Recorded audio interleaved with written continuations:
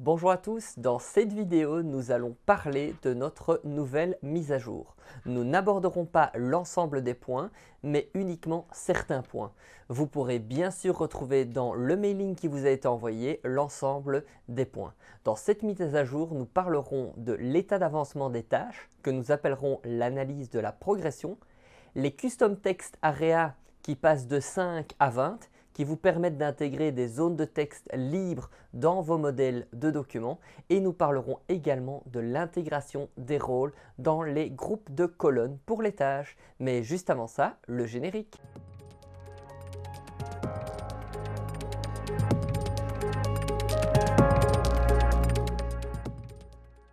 Je vais vous montrer la nouvelle fonctionnalité analyse de la progression.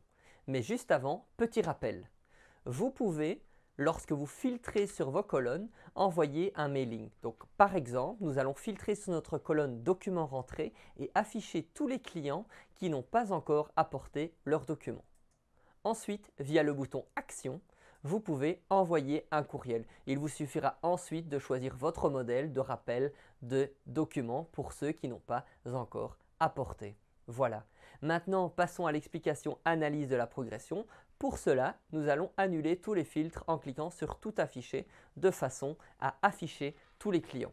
Bien, si vous allez sur le menu Action, vous verrez apparaître Analyser la progression. Alors, attention que l'analyse de la progression se fait en fonction du filtre que vous avez fait juste avant dans les colonnes. C'est-à-dire que si vous ne voulez voir que les dossiers où vous êtes responsable, vous pourriez, avant de cliquer sur Analyser la progression, filtrer sur la colonne Responsable. Allons-y. Vous pouvez voir, selon les différentes étapes qui se retrouvent dans votre suivi, l'état d'avancement. Nous allons prendre comme exemple la première étape document rentré et vous pouvez voir, selon les différents jours de la période, l'état d'avancement de votre étape. Nous pouvons remarquer que par exemple le 6 du 10 2017, nous avons eu 16 clients qui ont apporté leurs documents. Et ainsi de suite, vous voyez vraiment l'état d'avancement. Vous pouvez également le voir pour les autres étapes. Petite différence pour l'étape envoi et intracommunautaire, vous pouvez remarquer une barre rouge.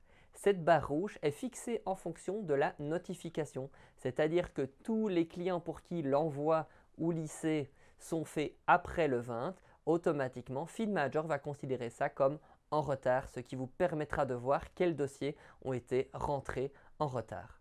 Revenons pour notre explication à la première étape. Si nous cliquons sur la date du 12, du 10 pour l'envoi.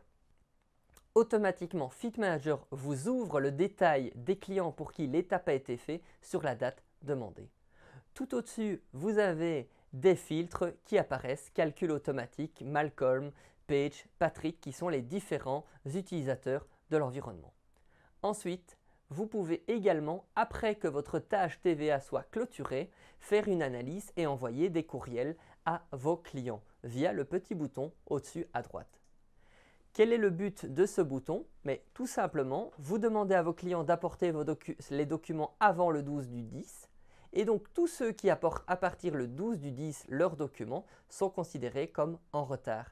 Donc vous pourriez imaginer d'envoyer un mailing à tous vos clients marqués comme fait à partir du 12 du 10 2017 et simplement leur prévenir, chers clients, n'oubliez pas que nous ne pouvons être tenus responsables du dépôt tardif des déclarations TVA et donc bien sûr des conséquences de l'administration, c'est-à-dire intérêts et amendes.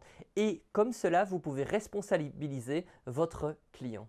Regardons maintenant ensemble les Custom Text Area. Il y en avait déjà 5 avant la mise à jour, il y en a maintenant 20. Les Custom Text Area permettent d'ajouter du texte libre dans un modèle de document sans devoir le télécharger en Word, ce qui veut dire que vous pourriez directement le télécharger en PDF. Laissez-moi vous montrer l'exemple avec la génération de la lettre de mission. Pour rappel, la génération d'un document se passe toujours en 2 étapes. Tout au-dessus, vous avez 1 paramètre et 2 générations.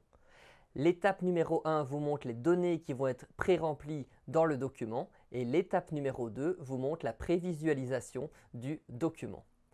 Pour revenir au Custom Text Area, si nous descendons un petit peu, vous voyez que données propres au document, il y a deux champs que nous avons rajoutés comme exemple.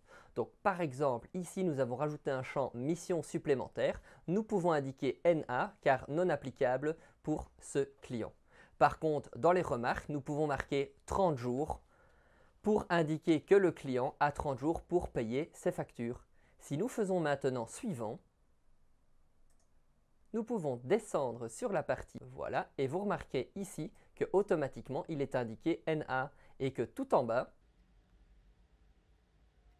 nous avons une partie remarque 30 jours. Nous pouvons automatiquement maintenant générer le document en PDF. Dans ce troisième point, nous allons parler de l'intégration des rôles dans les groupes de colonnes. Comme vous pouvez le voir à l'écran, si nous fermons le groupe de colonnes, la colonne responsable n'est pas intégrée et elle se retrouve à la fin. Donc, si nous retournons dans le menu Tâches, paramètres des tâches, nous sélectionnons Clôture des sociétés. Nous pouvons alors intégrer la colonne responsable dans le groupe. Il suffit de cliquer sur la première colonne avec le plus, de cocher responsable et d'enregistrer. Si nous retournons dans la tâche Clôture des sociétés, nous pouvons rouvrir la colonne Préparation et vous voyez que maintenant responsable en fait bien partie. Merci d'avoir suivi cette vidéo dans laquelle nous avons pu aborder 3 des points de la mise à jour. Bien sûr, le reste des points de mise à jour se trouve dans le mailing qui vous a été envoyé.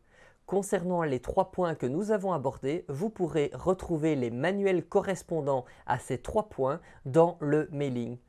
Avant de vous souhaiter à très bientôt, n'oubliez pas de vous abonner à notre chaîne YouTube. À bientôt!